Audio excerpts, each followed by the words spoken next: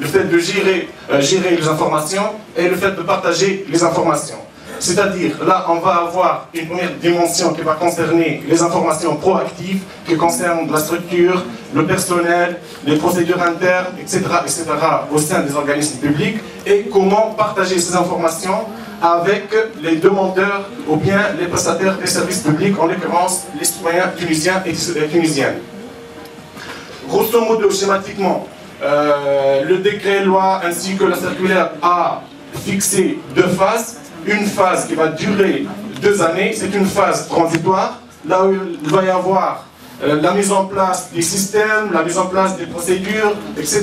Et ça, ce sont des outils de préparation, des préparatifs afin d'entamer une 2e phase qui va durer 5 ans, et là où il y a le vrai travail.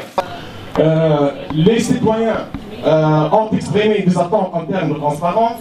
L'administration a démontré une certaine ouverture en la matière. Ça, c'est au niveau national. Au niveau international, il faut citer que 5,5 milliards de personnes dans le monde jouent. Il va y avoir 2 années, ce sont des activités à court terme.